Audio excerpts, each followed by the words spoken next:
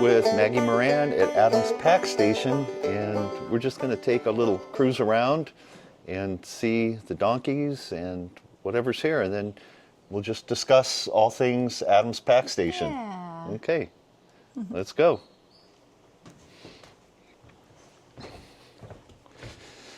So, you know, I remember coming up here as a child in the 60s, and I actually remember Bill. I don't remember Lila, but my recollections of Bill was him riding a horse. I don't ever remember actually taking teams, and I think he probably had mules then. Yeah, they had mules, horses, and donkeys, so this place had pretty much all the animals that would be packing. Yeah.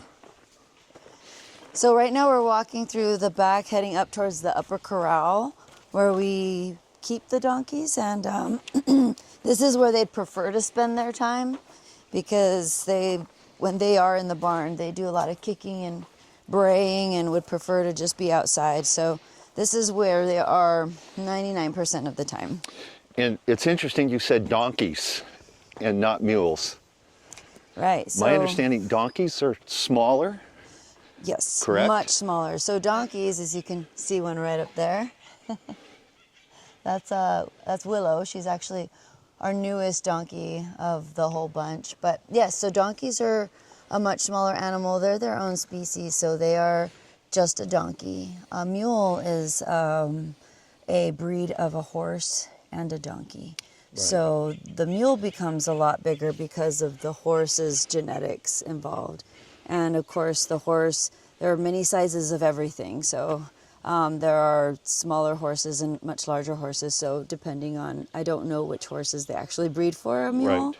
But donkeys can be pretty small as well. There's miniature donkeys, but there are also mammoth donkeys. So those can be much larger. And from what I understand, pound for pound, donkeys are the strongest. So they can carry...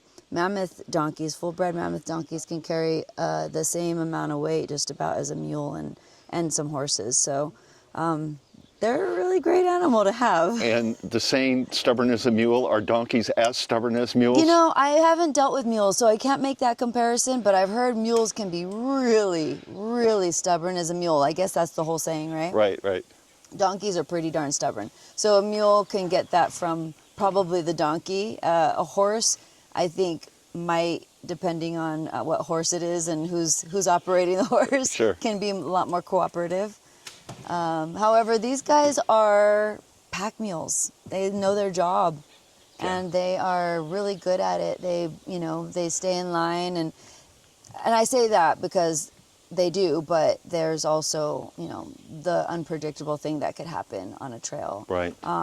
They are very much self-preserving. So if they feel like they will not be safe on a trail or in a situation, they won't move, or they'll move away. They won't go. You can't tell them what to do in that point, So unless they're being led by one of the donkeys that will go, and even then, sometimes they break a line just because they don't feel safe. So, right. Yeah. Right. Yeah, so they're a very strong animal, and we've seen it.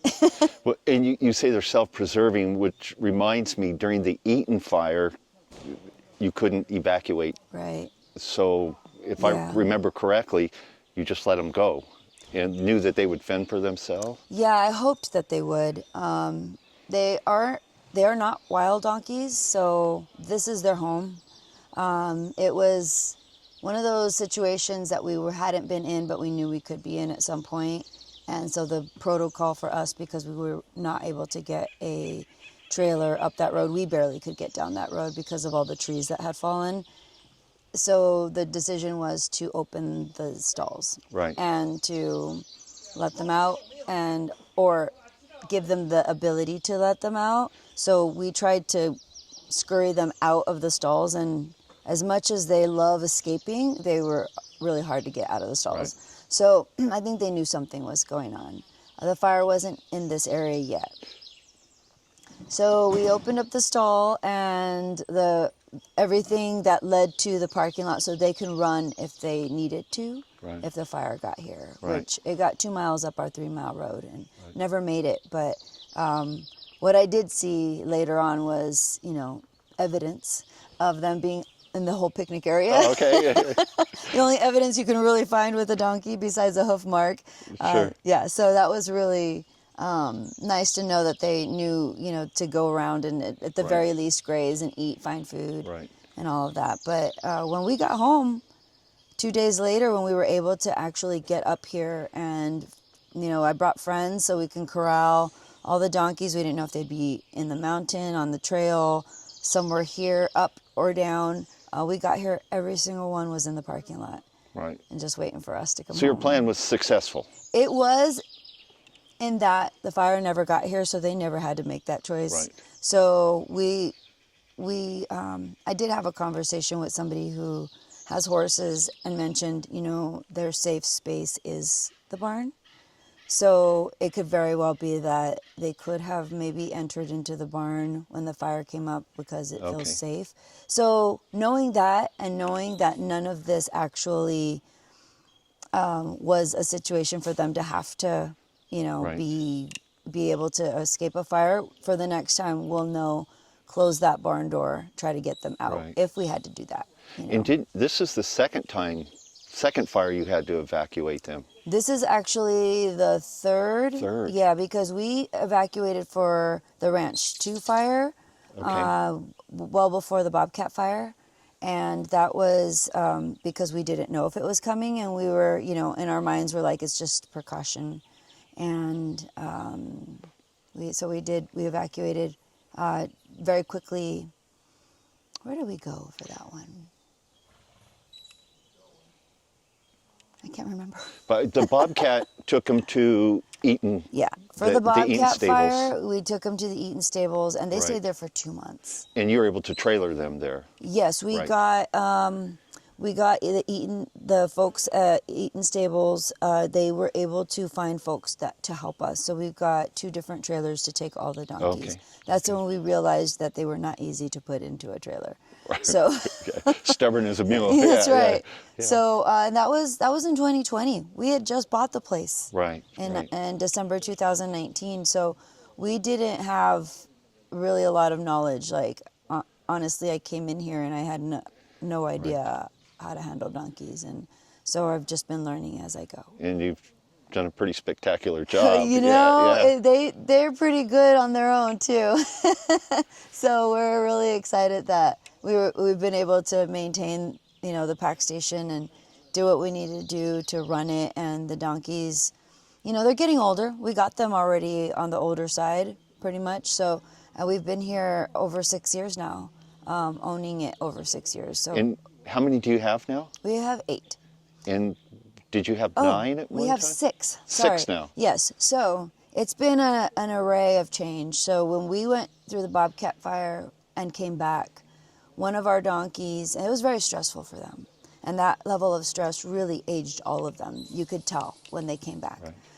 But one donkey in particular, one of our mammoth donkeys, one of the big ones, she was always a really great packer, never really, and I say complain, what they're complaining is often like, digging into the ground or sitting or, just kind of huffing and puffing a little bit. She never complained, and she was a very good packer, good donkey. When we came back, the first time we packed everybody up to start going into the canyon, the moment I put a load on her, she just dropped her head and just kind of slumped down. And I didn't know anything like that much about donkeys, but I knew that was not good. So, Right. We took everything off of her, and she just kind of gave that, like, I don't know, it's weird, like, I can't do this look. I'm done. I'm done. And we didn't know how old she was. She was a gift from somebody, I believe, or at some point, and they didn't have a lot of history on her. Okay. So, and she was clearly old. She was losing muscle. You were starting to see her hips. But she'd never, again, she was a great packer. Right. Yeah. So we ended up finding a home for her in Visalia, and she partnered up with another donkey, and she lived for another 3 years there. They just let us know last year or maybe it's been 2 years now that she passed away, and but otherwise she just, she was ready for retirement. So I think once in the past you told me how the donkeys will partner up, and they're just kind of connected. Yeah, so she connected with that donkey pretty quickly. They only had each other, as opposed to a ton of donkeys here, Right. or 8, 9 donkeys here. And so she, according to the people who took her on, was just very active, and the other donkey looked just like her. There was a calico donkey, but a miniature. So you had this mammoth donkey and a miniature donkey, and it was really, really cute. How fun. Yeah. So that put us down to 8 donkeys, and then another donkey was donated to us, so that put us back to 9. Okay. Yeah, and then recently, just 2 months ago, we lost, I believe, our oldest donkey, Eeyore, and when we evacuated for the Eaton fire, again, that was very stressful for all of them. Right. And when he came back, he was clearly the most affected by it. And that was a year ago, and he lost a lot of weight. We tried to separate him to eat alone, so he could not have to fight with everyone for food, because he was a slow eater. And he lasted another year, but he was just more and more became a little more weak, and so that was our first loss here for one of our original donkeys when we bought the place. So that was really sad. And Andy, his partner, oddly, was able to kind of cope with it very quickly. He ate by himself for about a month, and then started coming to. So we partnered him up with the donkey that had lost Calico back in 2020. Okay. And them two were both retired. We hadn't packed them in over a year. So we just found a home for them out in Ojai. Okay. Some dear friends of ours just bought a place out there, and a beautiful place where they're grazing. They haven't even been braying very much. They didn't seem, they get there and they were just comfortable, and it was really awesome to see. Nice. So that's 2 more donkeys. So now we're down to 6. Okay. Yeah. So we've got 1 more donkey that we're going to retire, Moonshine, who is one of our mammoth That's my donkeys. granddaughter's favorite. Yes, it is. Yeah. So she has to come see him before he goes. Okay. Hopefully in the next couple weeks. Okay. And now that we've gotten the other 2 at another home, so that'll leave us with 5. Okay. And our plan is to purchase. Originally, we thought we would purchase a couple of mules, but in some research with one of my team members here at the pack station, she's been researching a lot about donkeys and mules, and full breed mammoth mules can carry just as much as mammoth donkeys can carry just as much as mules and be rideable. And that's what we want. We want it to be rideable, and we don't have to necessarily change the whole regimen of how to feed them and keep them separated and all of that. So I think we're going towards full breed American Jack mammoth donkeys. Okay. Yeah, so that's exciting. So we're hoping to do that. We'll see. I mean, hopefully in the summertime. And Jack is a male donkey. A Jack Correct? is considered a male donkey.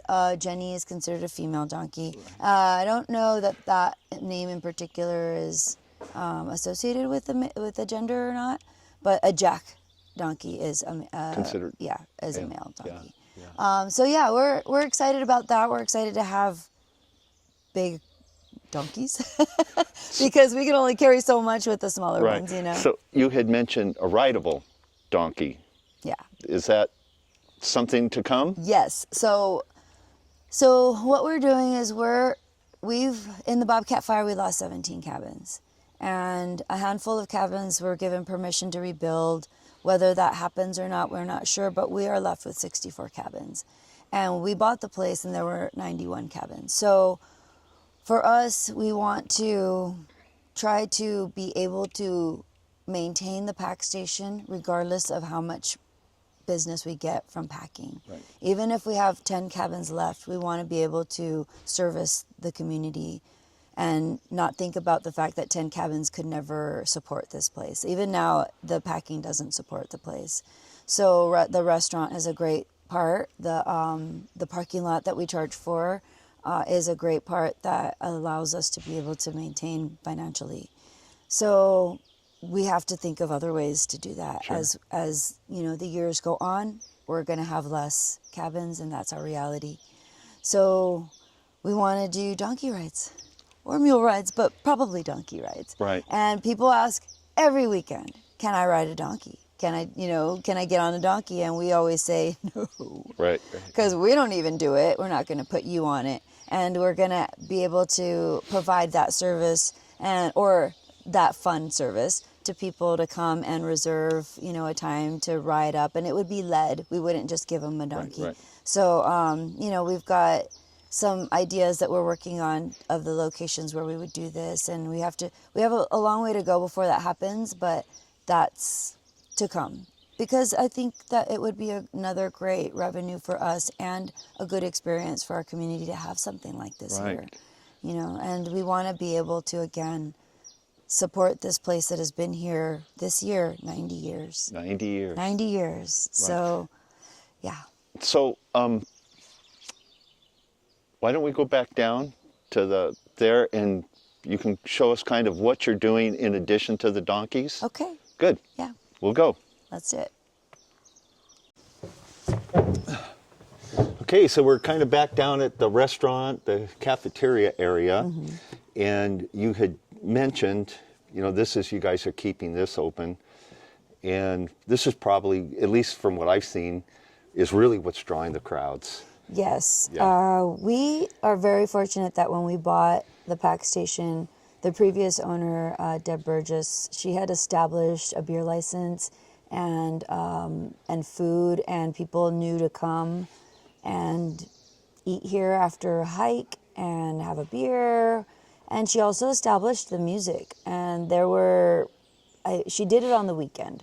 I believe on Sundays, maybe some Saturday, Sundays. I kind of came in at the end of that, but so it was already starting to happen where people knew about the pack station. You could come eat and maybe spend some time here, listen to music. And when we bought it in December 2019, that was one of the biggest draws for me, because I'm a musician and I play music, and to have a venue where people can come and play music was just like, one of the things that I didn't even know would be something I would love to do. So that was our focus, and my thoughts were, we'll do it during the week so that people can come on a weekend. As most people know, it is incredibly packed in here. Sure. And there's no parking. So having a Sunday afternoon or Saturday afternoon music day would only be able to be experienced by the people who are already here. Right. So we really wanted to have something that brought the community up here, and they can come up and relax, and it wasn't going to be a headache to park or anything like that. We wanted it to be easy. So, yeah, so even though, we didn't do that until 4 years later because of our closure, that had been a focus of ours to do immediately once we opened. Right. Regardless, we're just going to do it. We don't know how we're going to do it, what day or anything. So we just decided on a Friday night. And when we first opened, I was calling my friends hey, can you come play? Because I'm advertising Friday night music and I don't have anybody to come play. Right. And so, little by little, we started getting some local folks coming, and they loved it. Playing here. These are not garage band wannabes. These are my wife and I, and my wife's best friend Kim came here 2 Friday nights ago, and that was probably one of the best bands that I've heard in a long time. Their name is awkward. I don't remember what it is. But they were amazing. The musicianship and the man's vocals. Yes. It was over the top. And then, of course, you chimed in and sang Angel from Montgomery, which was one of my all-time favorite songs. Good. And I think you did another song that I heard. It was Valerie, the version that Amy Winehouse sings. Right. And you nailed it. Thank you. And you said you're a musician, and that's such an understatement. You are an amazing musician. and a vocalist that just, when people hear you sing, which remind me, I think I heard, rumor has it, you're going to be singing the national anthem this Saturday at the Mount Wilson Trail Race. Gosh. Again. Yes, I'm very excited about that. A cappella? Possibly, but probably. Okay. Yeah. Yeah. And something else that you mentioned, you and Adam, your husband, who it seems like Maggie gets all the attention, but Adam, when I come here, he's working hard. He's like the guy behind the scenes that makes it happen too. Yeah. But the two of you guys are like a force to be reckoned with. It just seems like you never, or you took the word can't out of your dictionary because of the closures and the floods and the roads washing out and fire. And you guys still are making this happen. Yeah. Where I think pretty much anybody else would have hung it up and just said, Yeah. where do you get that kind of energy from? You know, thank you, by the way. Yeah. That was very, very kind. And you're right. You know, Adam is, like, I couldn't do it without him. And as much as I think about how much we've gone through since the beginning, I mean, it took us 9 months just to get the place. It took me 8 months to get funding, and then it took us 9 months to go through escrow, and we finally have it, and then we closed down for 4 years. So, you know, a lot of it is just going day to day. Like, thinking about the future can be incredibly defeating. So, you know, when we realized what we had ahead of us, we, you know, basically just figured it out day to day. Like, how do you know how to navigate that? Right. You know, all you could do is get through the next day and the next day and the next day, and never think about how this is going to fail. Only think about how we're just going to make it work. Right. And it is really great that I didn't know we were going to be closed for 4 years at the very beginning. You know, we got a opening date of April 2021. Right. That was our first goal, you know, our deadline of like, we need to make sure we have everything where we need it to be by April 2021. Right. So. And then COVID hit. Well, COVID was hit first, when you got it, actually. yeah, right. Actually, COVID hit 2 months after we bought the place, and it closed down everything. The whole world closed down for 2 months, April and May.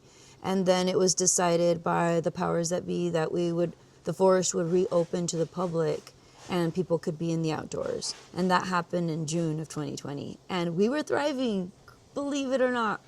We had snacks to be sold and Gatorades and water to be sold, and we were selling out of it. We couldn't keep it on the shelves because all you could do was be in the outdoors. And I mean, people even hiked up this road when they closed that one down below and came up, and there were just so many people. And it was a very uncertain time, and nobody really knew how to navigate it, you know. And so it was very, but when people were here, it was almost like they were a little more free. Sure. And so it was wonderful. It was, I hate to say that, because I know a lot of people suffered, but COVID really brought the people to the outdoors, and they found out about us. And, you know, we had all of June, July, I want to say the 21st of 2020, as we were thriving on just snacks because we couldn't actually sell food. So we had a fire. Some kids playing with fireworks, started a fire on First Water Trail right below us. Okay. And that fire burned 11 acres right in front of the pack station down into the canyon, and it burned everything in front of us. It came all the way up. I was in the canyon packing almost all the way out, and I watched the fire go up the mountain like a freight train.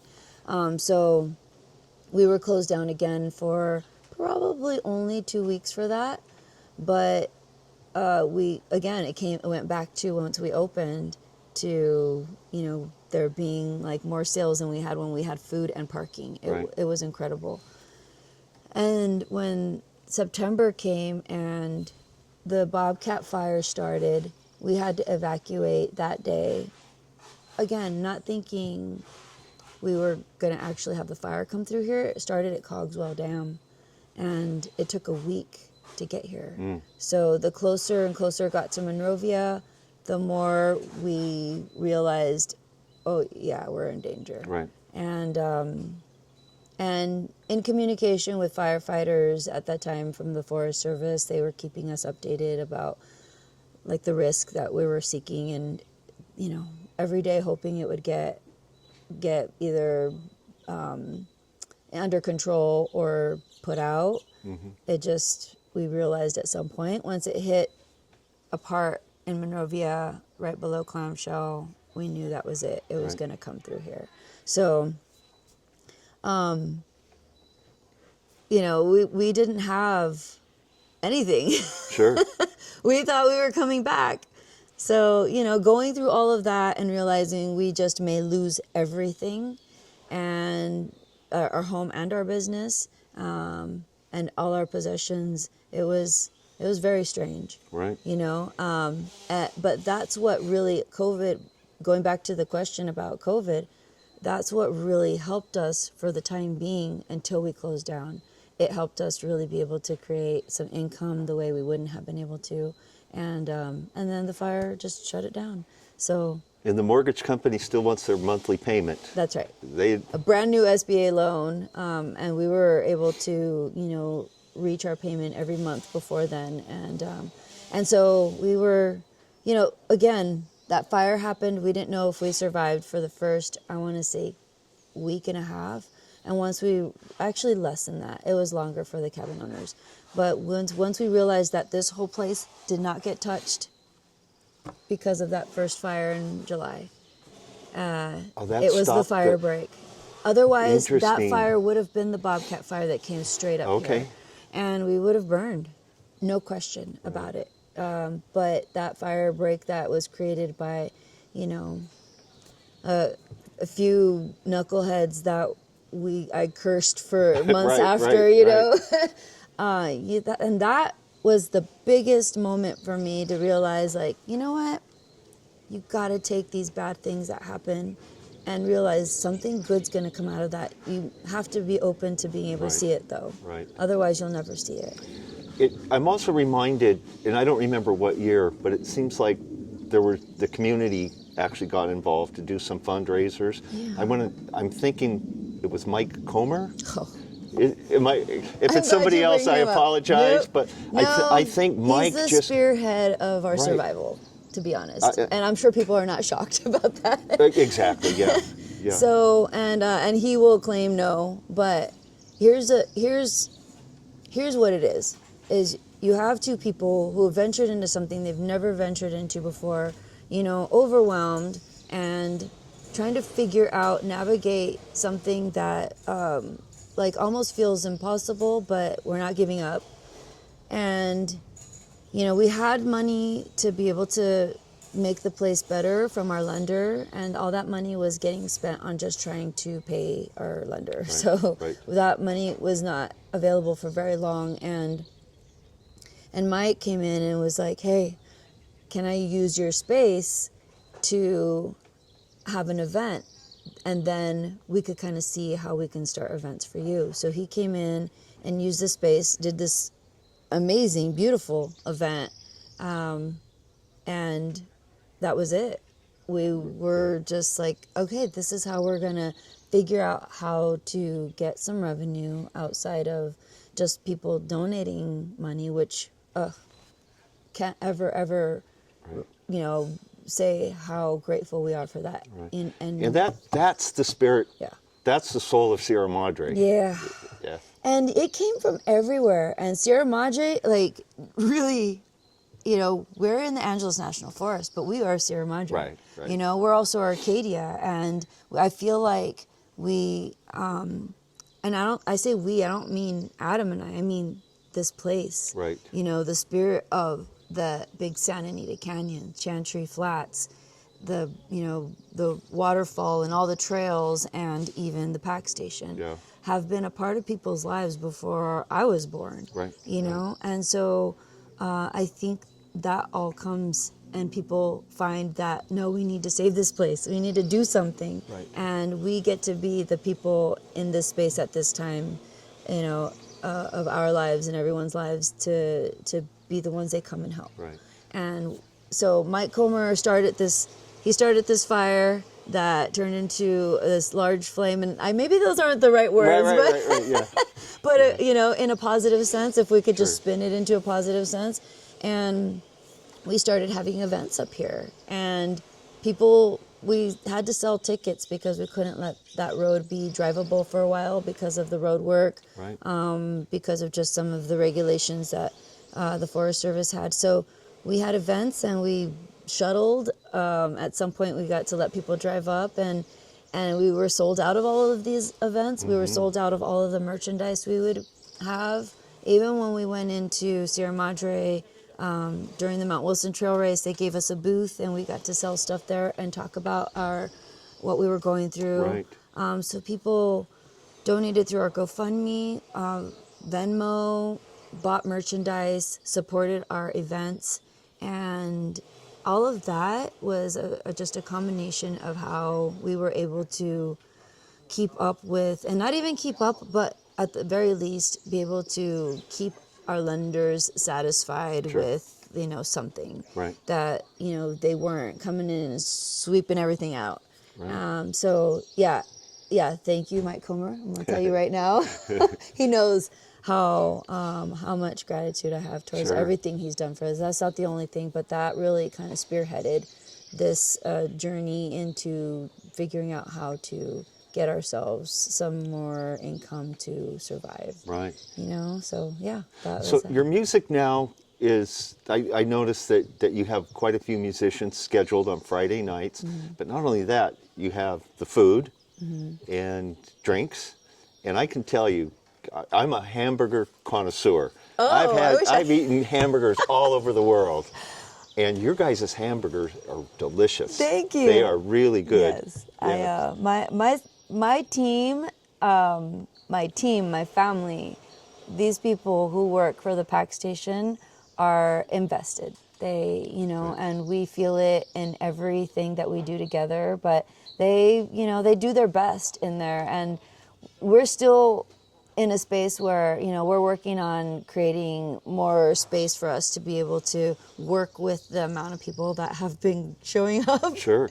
You know, which is a wonderful problem to have, but you know, so people have been very patient in that we have long lines sometimes, but they do their best, and they, you know, they love to hear that you know, their burgers are amazing. It was delicious. Yeah. So yeah, I'm grateful to them to be able to provide something for not just a great environment with music, but also the experience of having food that, you know, people can remember and think about.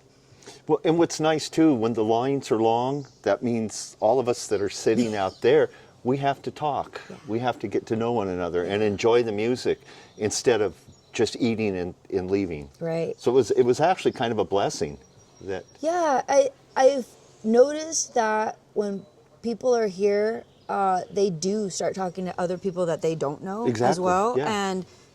And I feel like there's also a lot of like, hey, I haven't seen you in a long time. What are you doing up here? You know, and it's so beautiful. Yeah. And I don't think I can like wipe a smile off my face on a Friday night, because it's everything. Actually, it's more than what I've dreamt of this place being. Right. And, you know, we have a lot of work to do in just kind of getting it to where I want it to be physically, but for the community, that's what I wanted. After having ticketed events and events that people had to come up and pay for, all I wanted was to have a place that was free, so people can bring their whole families.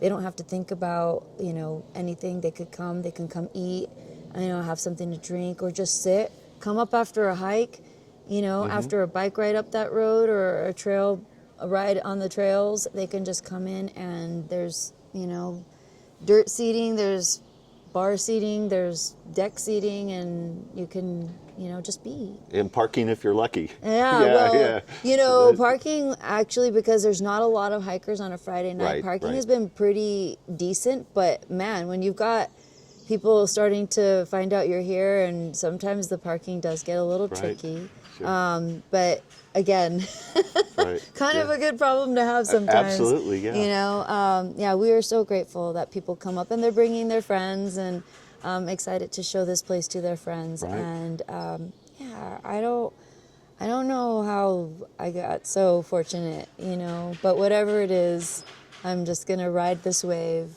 Right. Our lives, we've got, there's still so much to overcome, but we've got a really good life Right. here. Well, the fortunate part too comes from a lot of hard work, Yeah. a lot of labor, a lot of hard work, a lot of planning, figuring it out. Yeah. So the history, I mean, I can remember in the early 60s coming up here as a young boy, maybe second grade, and there still was a pack station, and I do remember Bill. I don't really remember Lila, but he was not the first owner. Right. And can you give us kind of a brief history? Yes. The first owner was a gentleman who purchased all of the pack animals from a lady down in Sierra Madre. Okay. And Cora Coram, I believe, was her name. Okay, from the Coram Ranch. And at that point, she was running the pack station. I know she had a lot of help, and I talk about it like I know her. Okay, yeah. This is all information I've gotten Sure. from the history of the Big Santa Anita. Right. And I actually think some of the stables we called it the Coram Ranch. It's now kind of gated off. You can't get up in there. But yeah, yeah, I think some of those are still there. off Sturtevant. So the pack You go to station, the fire road off yeah. of Sturtevant. Yeah, well, the pack station in Sierra Madre used to be closer into town, and then it got pushed to I want to say Montecito and Mountain, right in that little corner, and then it got pushed into the canyon as the city started growing. So, but once it was there, and the road in 1936 was built to Chantry Flat. Okay. And I don't know that they called it Chantry Flat back then, but that's what we call it now. So After Charlie Chantry. after Charlie Chantry, which he was the first person to get a permit for this area because that's what his plans were, to create a space up here. Right. He never did.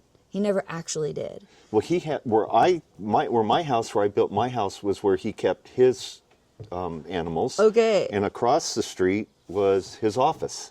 And you brought me When I built the house, I found horseshoe. one of, I don't know if it was a donkey or it was probably a mule. It could have been a mule. Shoe or- that I unearthed and gave it to you. Yeah, and I have, yes. I'm trying to strategically place it because I don't want it to deteriorate and be wrecked anywhere. Yeah. So, so those animals were purchased by a gentleman, last name Steele, and I, for whatever reason, can't think of his first name right now. So he was the very first, actually established the pack station here at what's called Adams Pack Station now.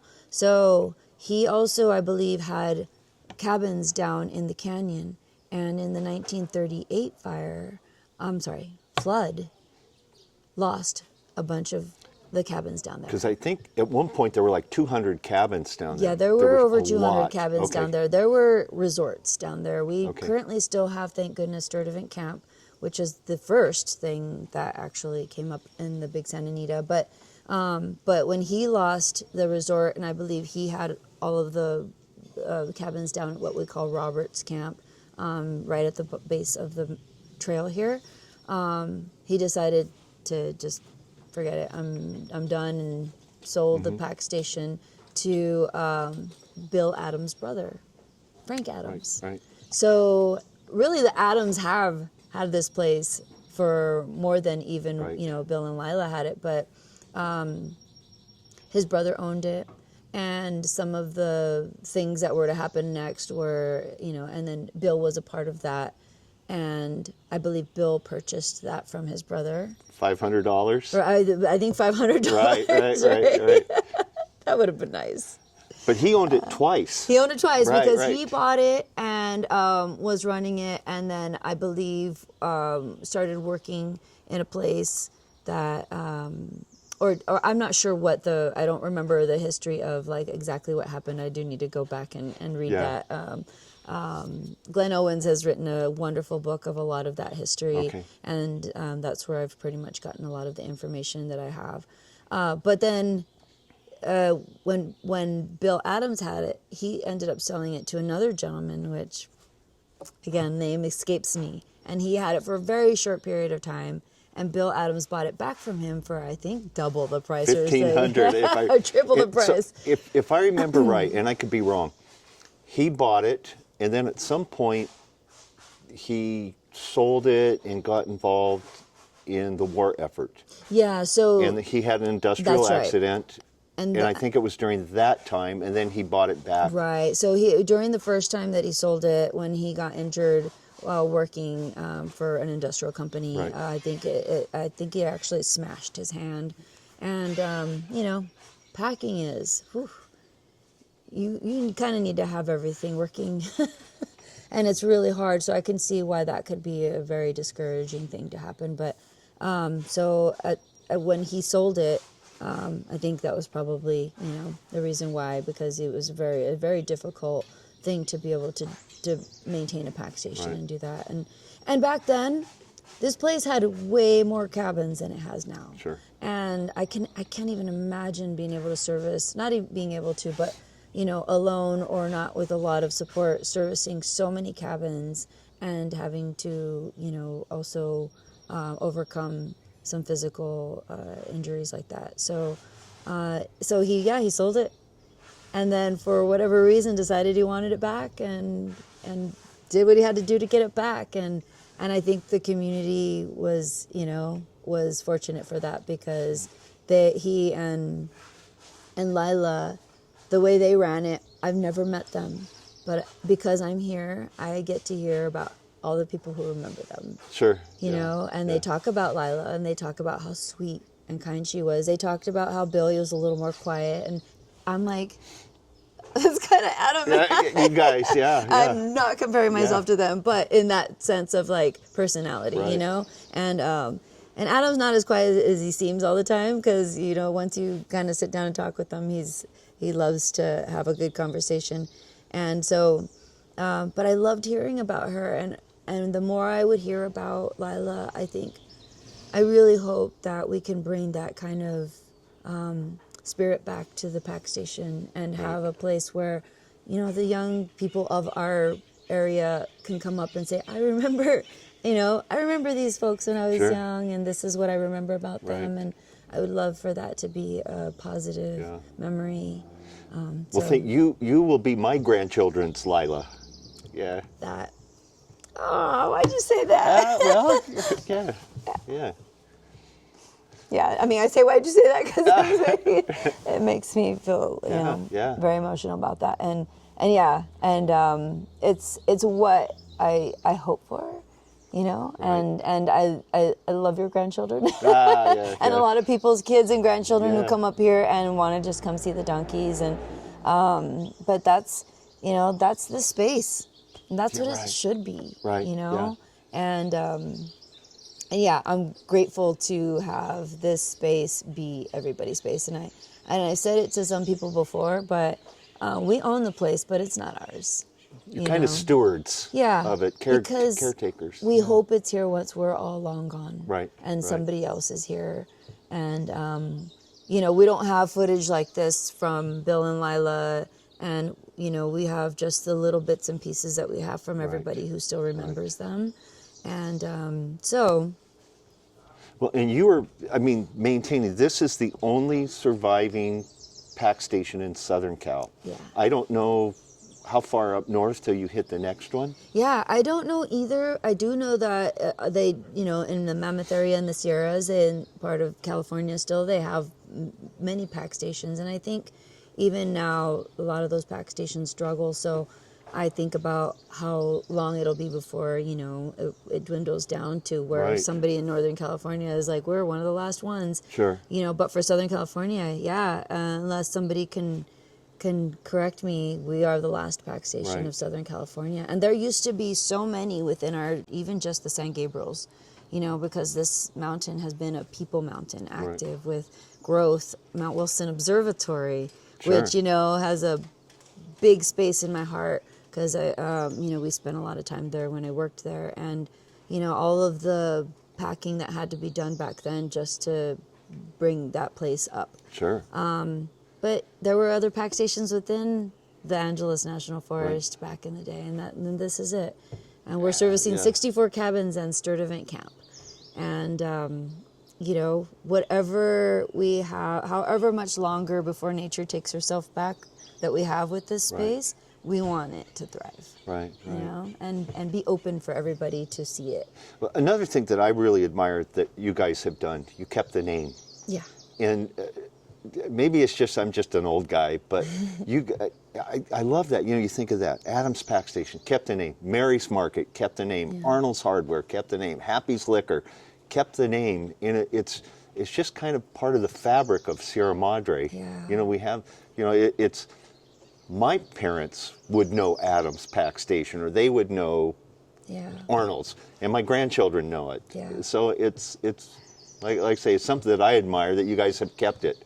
Yeah, we definitely, I am a big believer of trying to maintain our history. Right. You know, in a way that makes it so that we don't forget, and we can still appreciate where this place came from. We could, yes, we could have named it, you know, Maggie, or, you know, Adam. Well, it just so happens that my husband is also named Adam, so it works out in that sense. But we would have kept it Adams anyway. Sure. But yeah, the previous owner, Deb Burgess, made a dedication and reestablished the name for the pack station. Okay. And so she brought it back, and when we purchased it, that was one of the first things, like, we're not changing the name. Right. We're keeping it Adams Pack Station, whether people knew it as that or not. We want to honor the people who kept this place up for, you know, however many years, 30 some years that they owned it themselves. And, you know, it may be very different than it is today, but they took care of it as, I feel like, as though they wanted to make sure that even when they were gone, that it would still be here for, you know, years and years and years to come. Sure. And I'm so grateful for that, obviously. But aside from that, I think it's really important to remember, to maintain those things, you know. And I know we'll be long gone one day, and I hope whoever takes over will also do the same. But, you know, when you have a new endeavor and you have ideas, sometimes things change. Right. And that's okay too. But we're very happy to have Adams Pack Station. Oh, yeah. Continue to be Adams Pack Station. And think of all the generations too over the years. I mean, I think Isabel is, I mean, I remember her when she was... No, I was pregnant with her when I met you. Or were you? Okay, yes. yeah. So in 2000 is when we moved to Sierra Madre. Okay, yeah. And I was pregnant with her, and I met you. You probably don't remember that, though. Because, well, we were doing music at Beantown, yes, probably. Yes, at Beantown. Right, and I was just, like, new to Sierra Madre, and I had Isabella, and she was going to be born within months. And I met you, and so I guess it would be, like, clear that it'd be easy to not remember this, but I came into Beantown, and there was an open mic, and I'm like, what is this place? And I wanted to introduce myself because you were running it. You were like the host and getting the people up there too. And I'm like, okay, I gotta know these people. Sure, yeah. You know, and it's changed a lot, obviously, throughout the times. But we got to play there. You know, eventually, when Isabella was older, I had a band, and we got to play there. And and you know, just it's almost a blur, but those little core moments, a memory of moving into Sierra Madre and, you know, playing music and meeting you and meeting some of the people that, you know, I look back and I'm like, wow, I've really known you for that long. Yeah. You well, know? yeah, because I can remember Isabella at my house. You guys came over, and we were rehearsing for something. Mm-hmm. Maybe it was a New Year's part, whatever we were going to play. But she was, I mean, just barely talking. Yeah, she, I mean, you know, Sierra Madre is her hometown.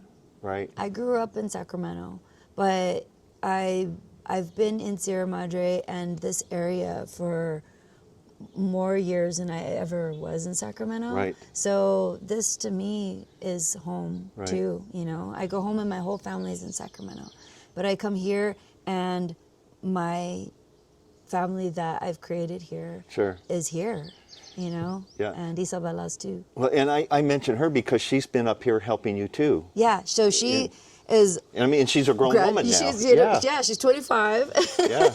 And she's graduated from UC Santa Cruz, and she's doing her thing, and she's going to keep doing her thing. And I'm very fortunate that she's here and lives in the bunkhouse and gets to be a part of the pack station, and she's watched it from the very beginning, Sure. And the struggles we went through. And those are the kinds of things that as a parent, you don't want your kids to see you struggle, but to be honest, so those are the kinds of things that I feel like help them realize they can get past struggles. Sure. Watching their parents do it. Right. We always think we want to keep our kids from seeing the struggle, and we want them to thrive, but that's part of it. And she's said some really wonderful things about all of the stuff we've been through, and watching us get through it. And those are the things you only imagine your kid would say to you. Right. And it is really, again, there's so many silver linings to what happened. And because of the people that I've met, because of what happened throughout these entire years of being closed and getting open again, I wouldn't change a thing if I could. Right. Well, it's a good example, too, I think, for our children and our grandchildren to actually observe that the harder you work, the luckier you will get. Yeah. And it's so true. Yeah. And with you guys, like I say, how you did it, I don't know. I think most people would have bailed a long time ago. Yeah. But I don't think that's in your DNA. Yeah. Yeah. I'm finding that maybe not. Right. I've also grown a lot with this. It's not automatic, and it's not something I don't even think I sat there and said, I'm not giving up. I just think that in the process, you go through things and you make, like I said, just daily decisions. Right. Every day you just get up and you're like, this is what I'm going to do. And I started making a list and told myself, if I could get one thing from that list done, I'm okay. Right. Because that list can be endless of all the things you have to do when you're in the midst of like losing everything, Right. Not even from the fire anymore, but from the aftermath of it. All you could do was think, okay, what is the biggest fire right now? Let me douse that one a little bit, Right. and you think it's not going to work. Right. And oh my God, it works. Well, how do you eat an elephant? One bite at a time, and that's it. You just do it. You just do, and you don't give up by just getting up the next day and doing something again. Right. Right. And it's really it's that complicated and simple, and I say that because some days I just didn't want to get up. I was just like, oh, there's just too much. Right. There's too much. But, you did it anyway because you got to eat. You got to do it. You got to figure out. Sometimes the only thing you did that day was get up Right. and eat and then go back to bed, So in 2018, did you ever think you'd be a mule skinner? No. It was, Adam and I got married in 2018. Yeah. And, we were together for 6 years, and we got to be probably one of the only people who will ever get married at Mount Wilson Observatory. And we got married in July of 2018, and in, I want to say October or September of 2018, I saw this Facebook page of Adam's Pack Station. It said, Adam's Pack Station for sale. And my mind just went spinning, and I thought, oh, Adam, I'm sorry. Yeah. I'm going to present something that is going to, be a little bit on the wild side. Right. Who buys a pack station in Southern California? Sure, yeah. Who has a pack station in Southern California? So, yeah, it was in 2018, it was kind of like the beginning of like, this is what I want, and I'm going to do everything I can until I can't. And basically that would have meant if somebody would have bought it first, you know?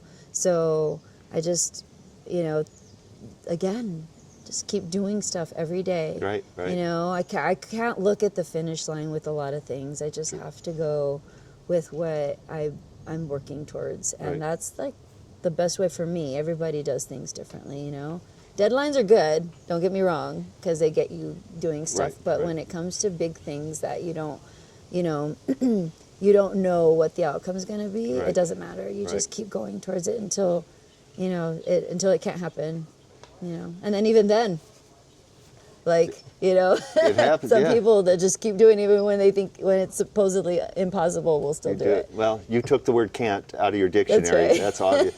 I remember your wedding. I couldn't attend because I was out of town, but Yeah, Liz Liz did. was there. Liz was there, and she still talks about meeting your father. Yeah. Yeah. And I didn't get to meet him, but I did get to meet your mother also at the observatory. Yeah.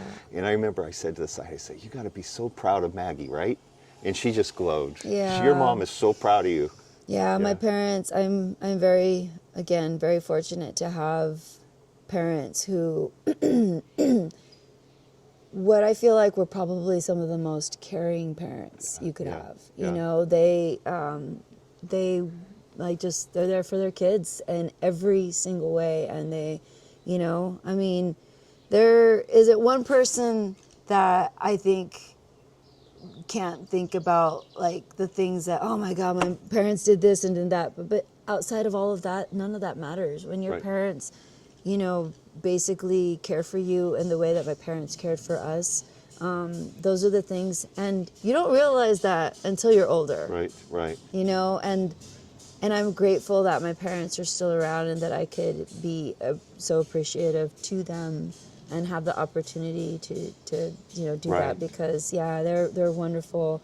Both my mom and my dad, they're, you know, both college graduates, and they've gone through a lot, you know, both born in their countries, Mexico and Ecuador, and, you know, overcame a lot themselves. You know, and I want to acknowledge that, because it's easy to only think about myself and what we're going through, but you know, I only can do what I can do because my parents did what they did. Right. You know? I think, and this is kind of way off topic, but you and I are both the child of immigrants. We're the first generation born in America. And I think we're taught maybe differently than, say, the way my grandchildren are taught because of that immigrant mentality. Yeah, I mean, it's hard to know because... Again, I feel like sometimes everything's such a blur. I wish I could remember, you know, but the thing I think about, even me, you know, born in the 70s and being raised, you know, by my parents who were raised in their countries. And, you know, there is a lot that people do differently from different countries in itself, you know. But yeah, we got to have a very big family, so we were essentially kind of raised by each other sometimes. You know, my mom's the oldest of 15. Ooh. And wow. Yeah. Your poor grandmother. I mean, she loved it apparently. Yeah. So, you know, my youngest aunt is only 2 years older than me. My mom's the oldest, so all of my aunts and uncles range from her age down, and so we had a very young set of family members who were very close to my age, and lots of cousins, and we grew up running around being kids. We didn't have what there is today, you know, the social media. We had each other, we had TV if we were not grounded, and we were, you know, stuff like that. And we had, we just had the kind of life that I think is a little more foreign to today's life. But we, you know, as kids back in the day, thrived on each other, and in terms of we just kind of had each other to entertain and grow up and learn from. You know, my cousins' mistakes were what I learned from, or you know, or my aunts and uncles, or things like that. You know, we didn't get to look up stuff and figure out how to get through them. It was basically what we had in front of us. So, did you grow up in a musical family? Yeah, both my parents are musicians. Okay. Yeah, and we grew up, mostly my sister and I sang. We tried to get my brother in there a little bit, but he kind of was more into other things. So we always sang a lot with my dad and my mom alongside playing the violin. And you know, my dad's a pretty outgoing guy, kind of knew everybody. Everywhere we went, somebody knew my dad. So in Sacramento. So we did a lot of just performing for family and friends, you know, nothing that was gonna get us out there where nobody was trying to be a star. We just played music. My parents had a circle of friends that would come, and they would have a literal circle, and they all came with instruments, and they played music in the living room all evening long, and we'd run around as kids, and my dad would stop us to sing a couple songs, and we'd go run around with their kids, and we just had a life of just music, and it was normal for us. It wasn't anything, different than what we would anywhere else. I mean, our parents' friends were, even if they weren't musicians, they'd put an instrument in their hand and just join us. Give them a percussion instrument. And let them exactly. go. Some maracas or Well, and you've brought that here, kind of that tradition here, and it's going well. Music is, I think, one of the single most important things to almost everybody in this world. Like if there are some people who, maybe very few people who don't think of music as something that brings them either the past or emotion, but in general, music brings the nostalgia, your past of what you remember, and or feelings that that you may not be dealing with, but that it brings it out in you.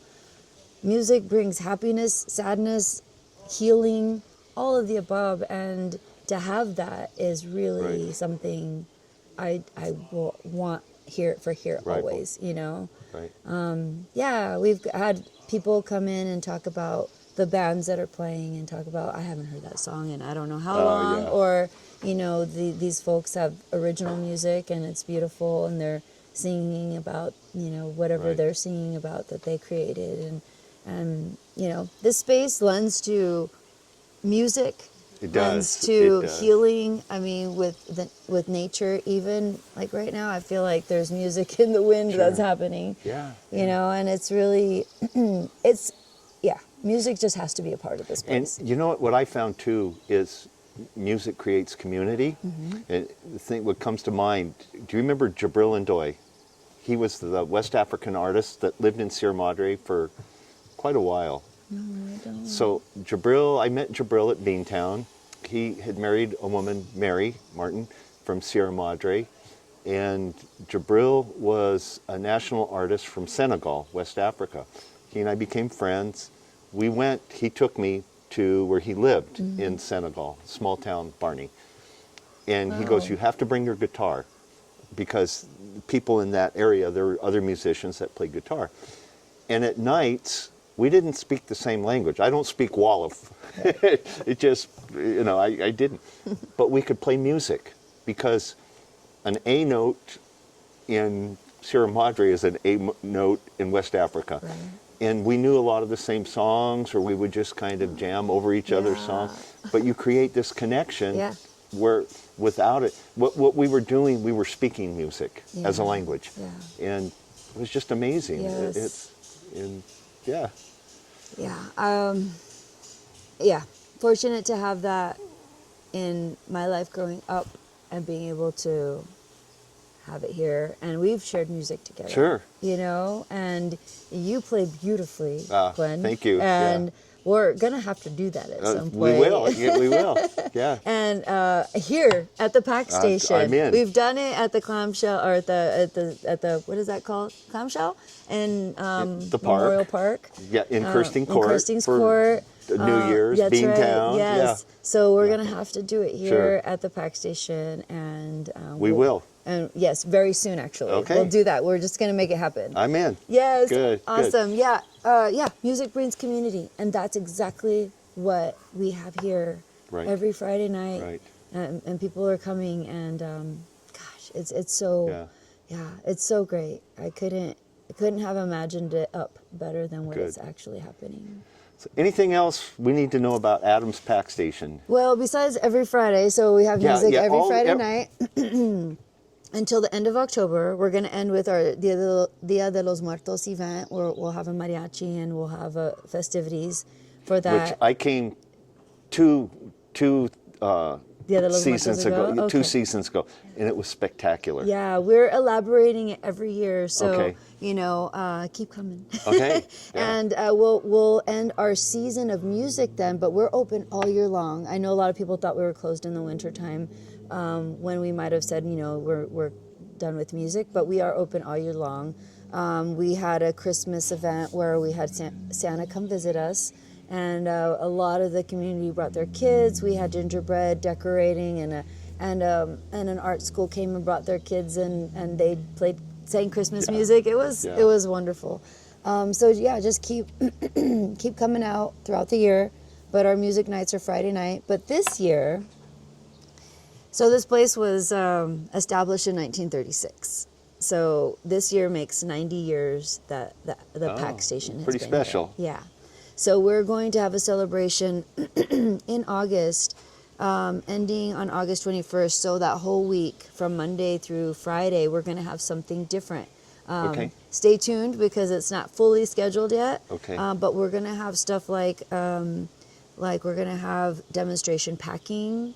We're going to have, hopefully, and this is the first time if they're watching this, that hopefully we can call on our previous cabin, Pack Station owners to come out and talk about what was happening when they owned the Pack Station, and just, be able to get a little bit of the history from them. And those of us who are still around will be able to, kind of come together and have a night of doing something like that. So there will be something every day of the week in the evening. I would love to do it on a weekend, and maybe we'll get creative and do something on a weekend, but the weekends are just so busy here. Right. And again, So good problem to have. is that date set in stone through the 21st? Yes. And the only reason I ask, because I know the children at Sierra Madre Elementary and the middle school go back sometime at the end in August. I wonder, are you doing this just in the evening? Or if it's during the day, if the kids are on vacation, so they could attend. Actually, I should find out what day school gets back. I know it happens in August. I just don't know when in August. And yeah, that's a good point. Yeah. So let's just put that. It'll be in August. There you go. Yeah. And maybe I'll do a little more research on that. But I definitely want it to be where the community can come. Right. They've come on a Tuesday night, Cinco de Mayo Taco Tuesday, and to see mariachi. That was an amazing night.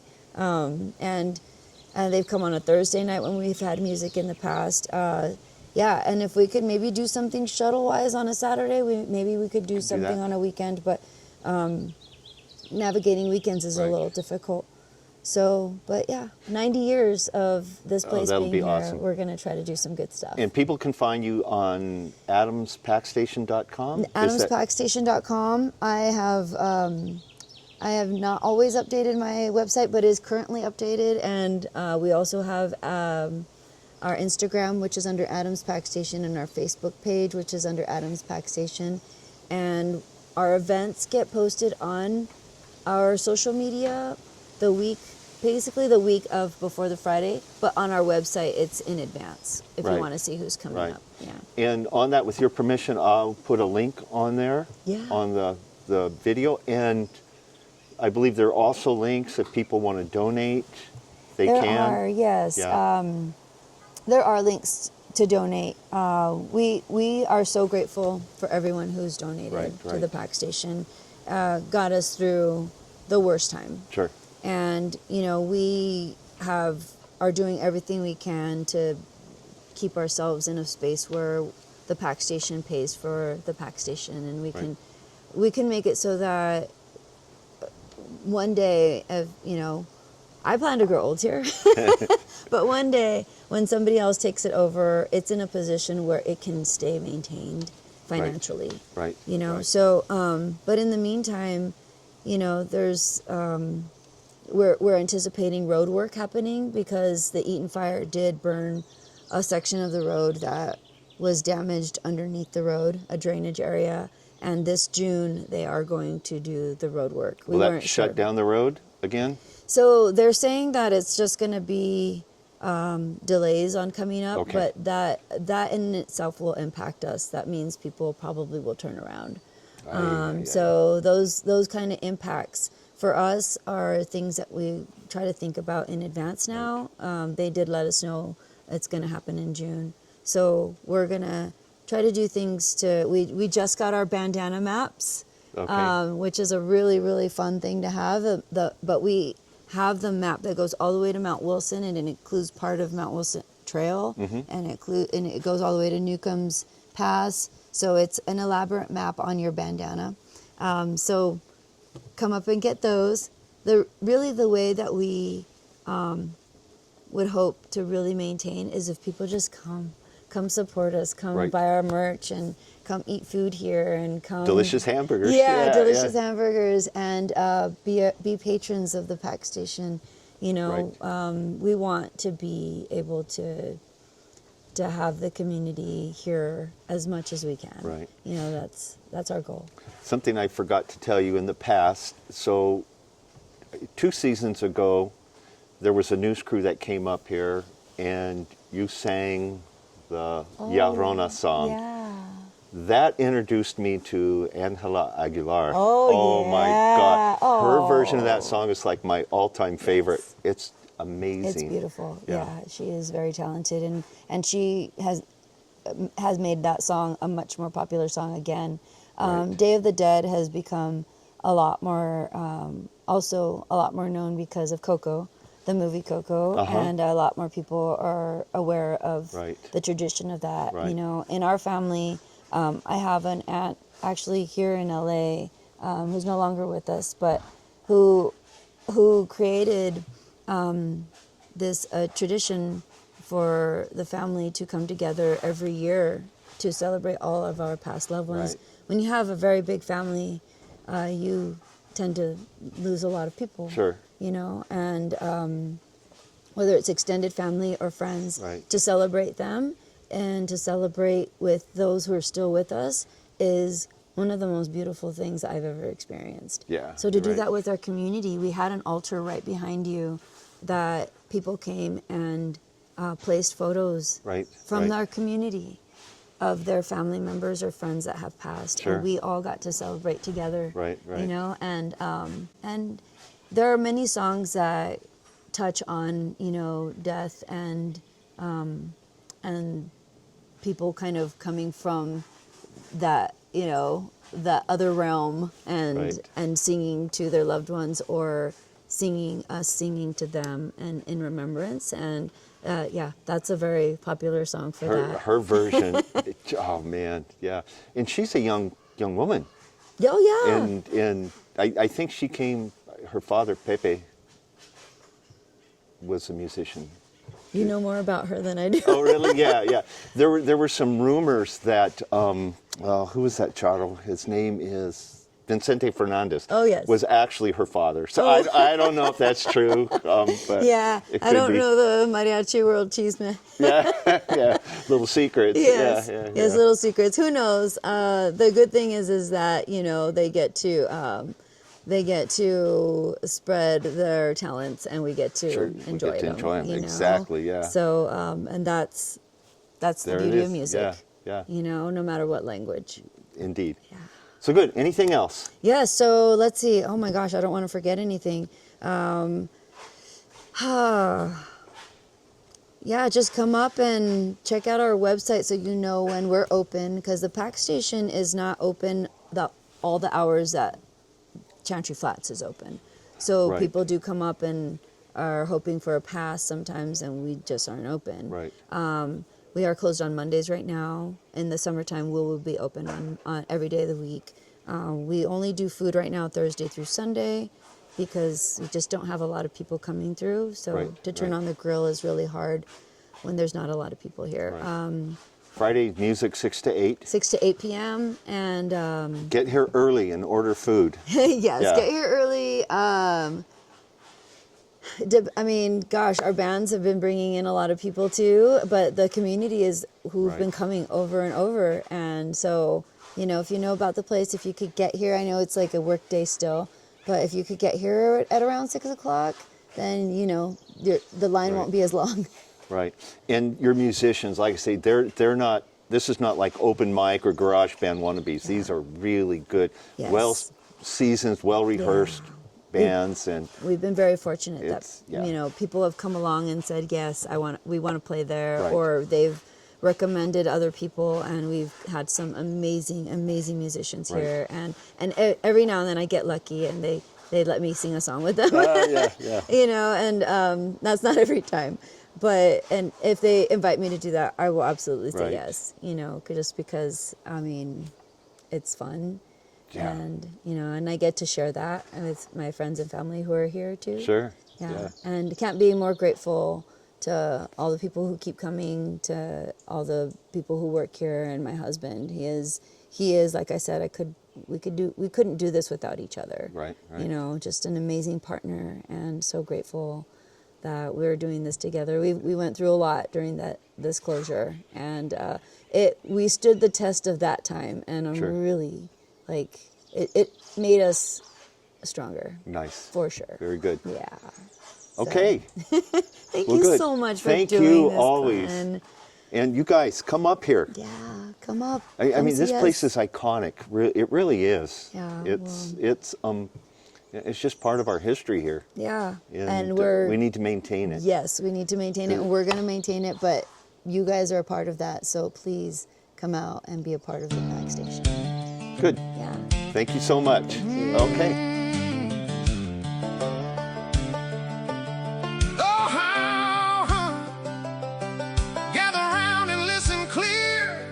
Here comes Maggie, the queen of chantry here.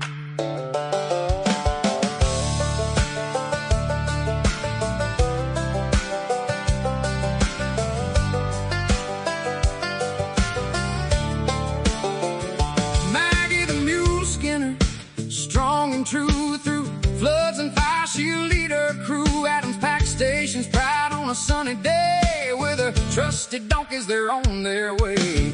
Maggie, nothing gets in your way. Queen of the mountain brightens our day. Into the canyon, watch her go. Maggie the mule skinner, steal the show.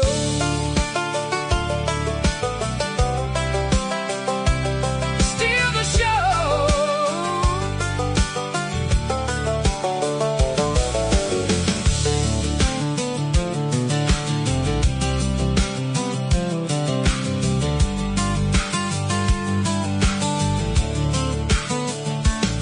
Through thick and thin, she stands tall and bold. Maggie's a spirit, a sight to behold. A guiding light up in the hills. With every step, she's chasing thrills.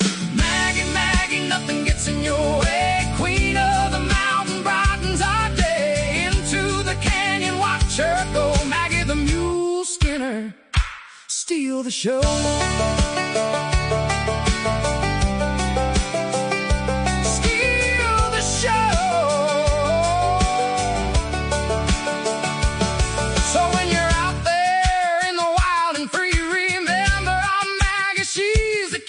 The donkeys, she'll take you high. Maggie the mule skinner, reaching the sky.